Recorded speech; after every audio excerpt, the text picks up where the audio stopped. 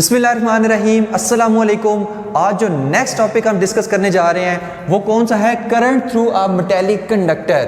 कि metallic conductor में current कैसे फ्लो करता है। ठीक है, तो याद रखें कि पिछले टॉपिक में भी मैंने आपको बताया था कि मेटल्स में या कंडक्टर्स में जो फ्री इलेक्ट्रॉन्स होते हैं, जो फ्रीली मूव उसमें कर रहे होते हैं, उनकी वजह से करंट चलता है। ठीक है, मेटल्स में अगर करंट चलता है तो वो किसी की वजह से चलता है, फ्री इलेक्ट्रॉन्स की वजह से चलता है। ठीक है, तो वो आज हम देखेंगे कि फ्री इलेक्ट्रॉन्स की वजह से कैसे करंट चलता है। ठीक है, तो देखिए हमारे पास क्या है कि न्यूक्लियस है और जो बिल्कुल आउटर मोस्ट शेल होता है, ठीक है, उसको हम क्या कहते हैं, वैलेंस शेल कहते हैं।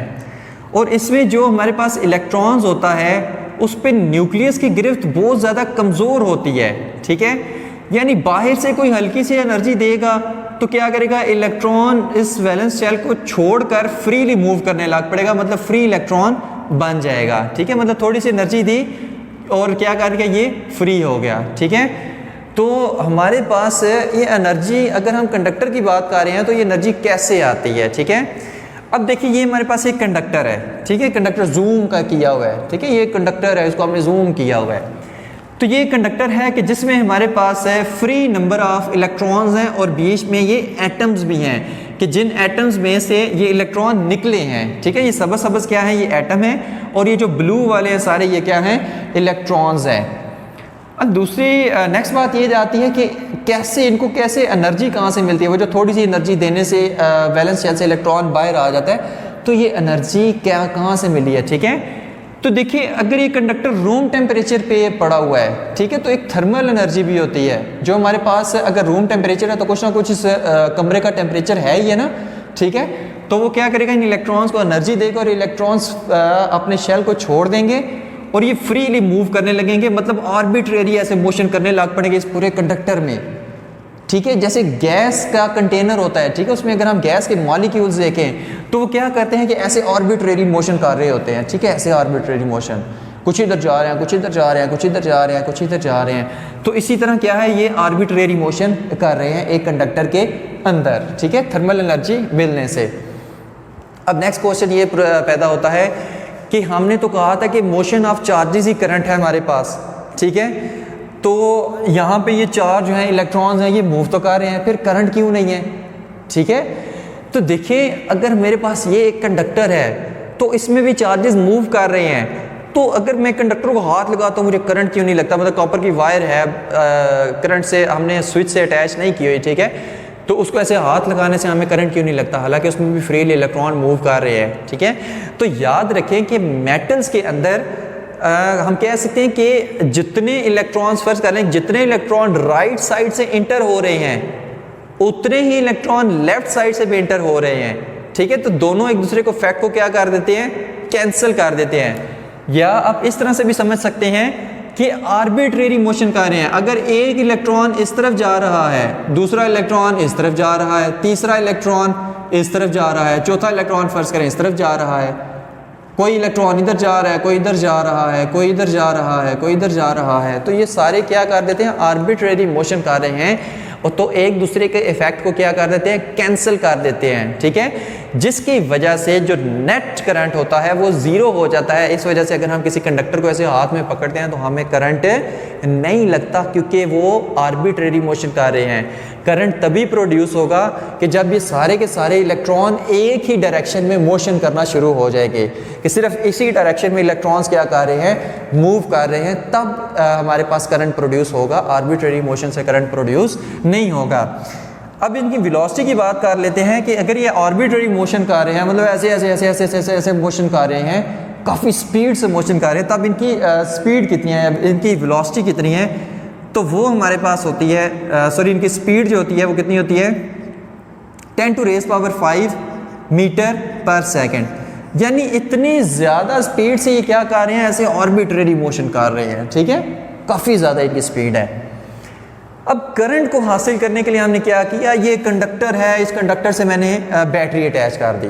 ठीक है, कंडक्टर के एक टर्मिनल को मैंने नेगेटिव टर्मिनल ऑफ बैटरी से अटैच कर दिया और कंडक्टर की दूसरी साइड को मैंने पॉजिटिव टर्मिनल ऑफ बैटरी से अटैच कर दिया। ठीक है, अब मैंने क्या किया, कंडक्टर के साथ एक बैटरी अटैच कर दी। ठीक है, तो क्योंकि बैटरी अटैच करने से यहाँ पे इसका क्या हो गया, हायर पोटेंशियल पॉजिटिव, यहाँ पे इसका लोअर पोटेंशियल। तो बैटरी अटैच करने से क्या होगा कि इलेक्ट्रिक फील्ड प्रोड्यूस होगी, इलेक्ट्रिक फील्ड प्रोड्यूस होगी कि जिसकी डायरेक्शन हमारे पास किस तरफ होगी, पॉजिटिव से नेगेटिव। ठीक है, बैटरी अटैच की है ना, ठीक है, तो बैटरी के अटैच करने से ये हायर पोटेंशियल बन गया, ये लोअर पोटेंशियल बन गया और इसके बीच एक इलेक्ट्रिक फील्ड जनरेट हो गई। ठीक है, अब उस इलेक्ट्रिक फील्ड से क्या होगा वो चीज़ देखते हैं। हमें पता है कि जो इलेक्ट्रॉन्स होते हैं वो इलेक्ट्रिक फील्ड के अपोजिट डायरेक्शन में मूव करते हैं, यानी जब भी उन्हें किसी इलेक्ट्रिक फील्ड में छोड़ा जाता है तो उन पे इलेक्ट्रिक फील्ड के अपोजिट डायरेक्शन में एक फोर्स लगती है कि जो उनको फोर्स करती है कि चलो भाई इलेक्ट्रिक फील्ड की अपोजिट डायरेक्शन में मूव करो। क्यों? क्योंकि ये देखें यहाँ पर पॉजिटिव टर्मिनल है ना, यहाँ पे नेगेटिव है, तो इलेक्ट्रॉन क्या होगा, पॉजिटिव हायर पोटेंशियल की तरफ क्या होंगे, अट्रैक्ट होंगे।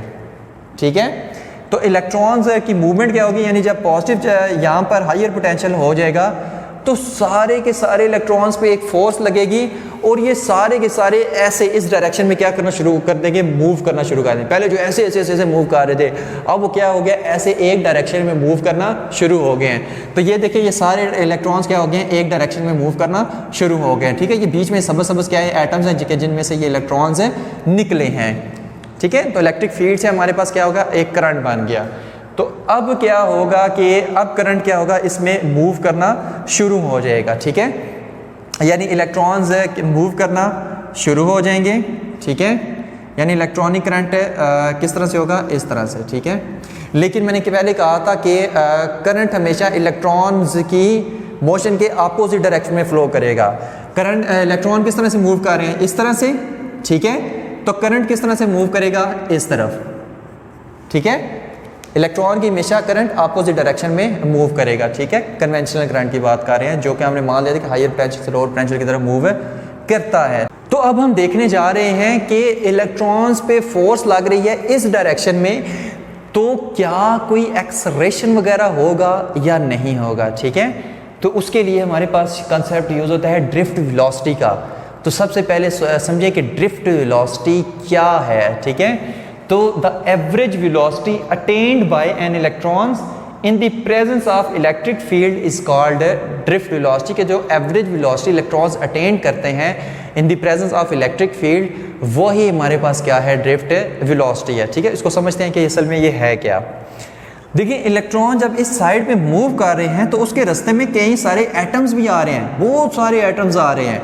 तो इलेक्ट्रॉन्स को क्या करेंगे, इनको टकरा के, इनसे टकरा के उसको आगे बढ़ना पड़ेगा। यानी ये फर्ज करें ये बहुत सारे एटम्स इलेक्ट्रॉन के रास्ते में पड़े हुए हैं। ठीक है, जिनसे वो निकला है, तो वो तो अभी उधर ही पड़े हुए हैं ना, तो क्या होगा, इससे टकराएगा, इससे टकराएगा, इससे टकराएगा, तो क्या हो जाएगा, इसकी वेलोसिटी जो ड्रिफ्ट वेलोसिटी है वो थोड़ी सी कम हो जाएगी।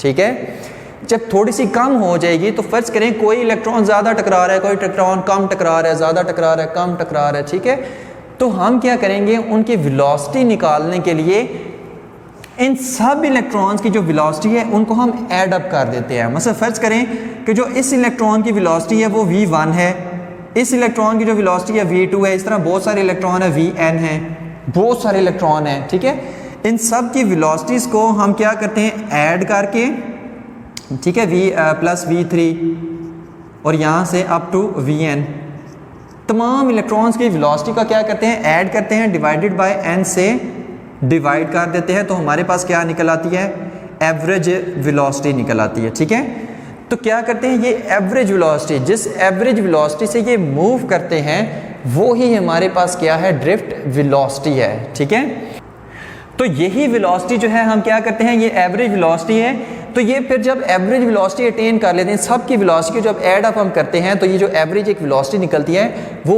एवरेज वेलोसिटी क्या होती है, एक कांस्टेंट वेलोसिटी होती है, जिसकी वजह से ये क्या कर रहे हैं, मूव कर रहे हैं। ठीक है, और उस कांस्टेंट वेलोसिटी पे एक्सेलरेशन क्या होता है, ज़ीरो होता है। ठीक है, तो हम कहते हैं कि इनका नेट एक्सेलरेशन क्या है, ज़ीरो है। तो ये जो एवरेज वेलोसिटी है इसी को हम क्या कहते हैं, drift velocity in the presence of electric field, जिसकी वजह से इलेक्ट्रॉन इधर मूव करते हैं। अब एक और इसका बड़े मज़े का कॉन्सेप्ट करते हैं, ये तो हो गया किताब वाली चीज़ें। ठीक है, तो अब हम इसका थोड़ा सा एक्स्ट्रा कॉन्सेप्ट देखते हैं कि असल में ये अंदर इसके हो क्या रहा है। ठीक है, अब देखिए क्वेश्चन ये प्रोड्यूस होता है कि जब इलेक्ट्रिक फील्ड यहाँ पे आई है तो जो इलेक्ट्रॉन इस तरफ मूव कर रहे हैं तो क्या उनकी आर्बिट्रेरी मोशन ख़त्म हो गई है? आर्बिट्रेरी मोशन उनकी ख़त्म नहीं हुई। अब देखिए जब इलेक्ट्रिक फील्ड आएगी तो इलेक्ट्रॉन किस तरह से मूव करेगा वो चीज़ देखनी है। पहले वो मूव कर रहा था इस तरह से आर्बिट्रेरी मोशन, ये बड़ी स्पीड के साथ, अभी भी इसी तरह से मूव करता रहेगा, लेकिन फ़र्क क्या पड़ेगा वो चीज़ देखनी है। मूव कर रहा है इस तरह से आर्बिट्रेरी स्पीड से, ठीक है। अब मूव तो कर रहा है, आर्बिट्रेरी मोशन कर रहा है, लेकिन क्या कर रहा है, थोड़ा सा आगे खिसकता जा रहा है ऐसे, ठीक है। यानी इधर से चल के इधर गया, आर्बिट्रेरी मोशन खत्म हुई है? नहीं हुई। क्या है, इसके रास्ते में बहुत सारे एटम्स हैं, उनसे टकराता जा रहा है, टकराता जा रहा है, टकराता जा रहा है, टकराता जा रहा है। एक एटम से टकराया, वेलोसिटी 0, फिर उसने शुरू किया, फिर 0, फिर उसने शुरू किया, फिर 0, ऐसे ऐसे टकराता जा रहा है, आगे जा रहा है, ठीक है। अब जो कंसेप्ट आपको बताने वाला है वो चीज़ याद रखनी है, ठीक है। अब देखिए मैंने क्या कहा था कि इलेक्ट्रॉन है ऐसे क्या कर रहा है, टकराता जा रहा है और आगे बढ़ता जा रहा है, ठीक है। अब ड्रिफ्ट वेलोसिटी क्या होती है, फर्ज करें इलेक्ट्रॉन इधर जा रहा है, वैसे तो इधर जा रहा है ना इसमें, लेकिन फर्ज करें इधर जा रहा है, तो ड्रिफ्ट वेलोसिटी क्या होती है, ये जो इसकी आर्बिट्रेरी वेलोसिटी है, ये ड्रिफ्ट वेलोसिटी नहीं है, ये थर्मल एनर्जी की वजह से इसके पास वेलोसिटी है जो आर्बिट्रेरी मोशन हो रही है। ड्रिफ्ट वेलोसिटी कौन सी है कि पहले ये ऐसे मूव कर रहा था, थोड़ा सा ड्रिफ्ट इधर कर गया, ये डी वी डी, ठीक है। फिर ये क्या कर गया, ऐसे ऐसे अभी भी उसी तरह मूव कर रहा है, थोड़ा सा और ड्रिफ्ट कर गया, ऐसे ही मूव कर रहा है और गिर रहा है, ऐसे ही थोड़ा सा और कर गया, थोड़ा सा और ड्रिफ्ट वेलोसिटी, थोड़ी सी और। तो ये जो वेलोसिटी है इसकी आगे बढ़ने की, ये ड्रिफ्ट वेलोसिटी है, ठीक है, ये एवरेज वेलोसिटी है। ये जो इसकी वेलोसिटी है, जो आर्बिट्रेरी वेलोसिटी है, ऊपर नीचे इधर उधर मूव कर रहा है, वो ड्रिफ्ट वेलोसिटी नहीं है।